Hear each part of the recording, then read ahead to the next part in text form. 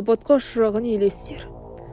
Күздің жылы кешінде екі балықшы жақын маңдағы Солвей шығанағындағы жағалауға балық аулау үшін қайықпен жүзеді. Шығанақта олар суға батқан, жартылай суға батқан кемелерді байқады. Жағада ескі штурманды кездестіргеннен кейін олар батып кеткен кемелердің бортында елестер бар екенін біледі.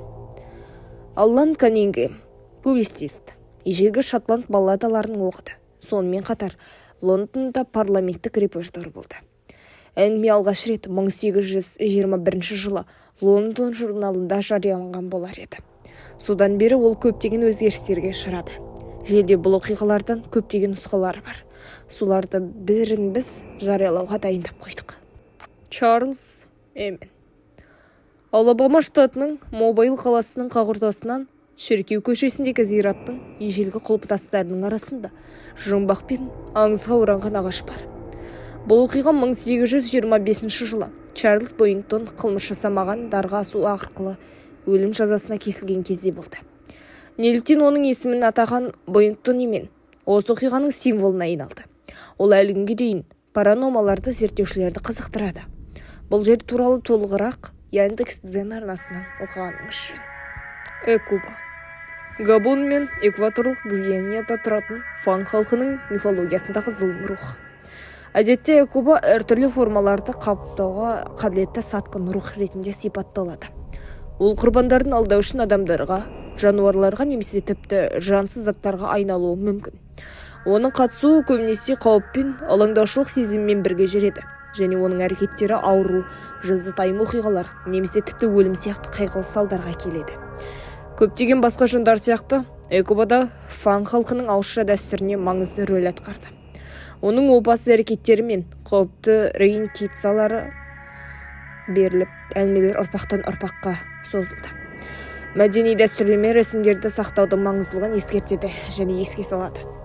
Бұл жын туралы айтуды африкалық мифтер мен аңыздар жинақтарынан табуға болады.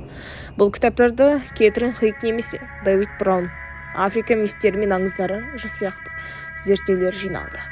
Асиенда. Мені бақылап отырғанын сезіну. Үйді айналып өтіп, өз өмірін өткізген суықтан қорқу. Мексика мистикалық және мәдени дәстүрлерге бай. Сондықтан мистика мен жындар тақырыбы Мексика әдебиеті мен өнерлерінде жиі кездеседі. Асиенда өз жанрының хитіне айналды. Айта кету керек, Изабель Каньяс өзінің дебюттік шығармасы үшін тарихи кезеңді сәтті таңдады. Бұл сюжет үшін тартымды негіз болды. Мексикалық роман оқиғаларды 19 ғасырда Мексиканың тәуелсіздік соғысы аяқталғаннан кейін өрбиді.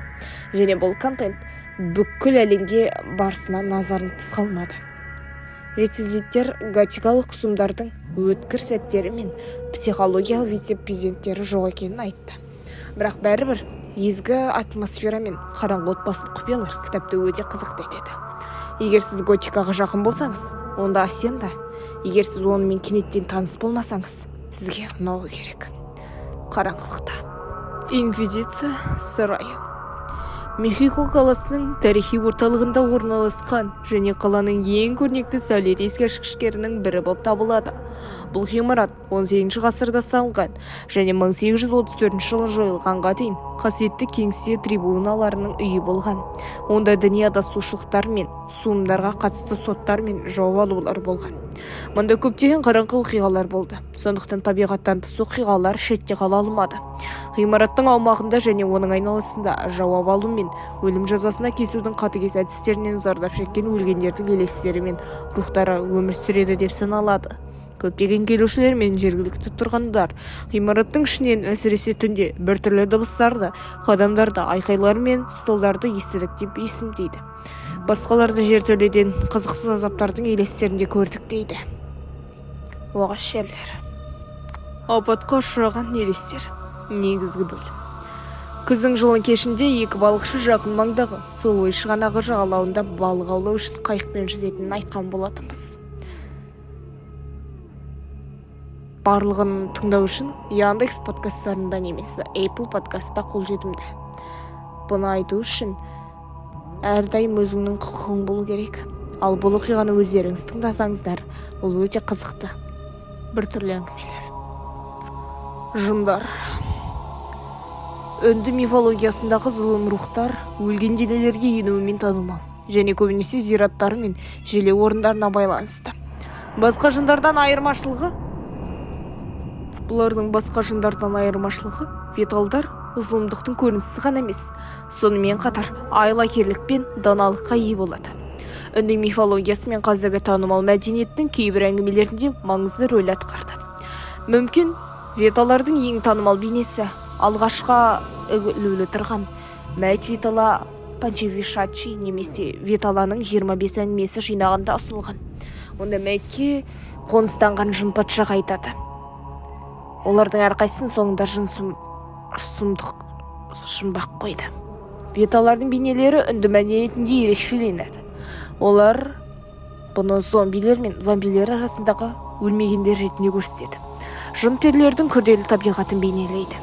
Өлім мен ақырет, өмірден қорқуды көрсетеді. Жын жұлдызнамасы. Бұл дәстүрді жұлдыз жорамалының балама нұсқасы болып табылатын және керісінше әдеби құбылыс.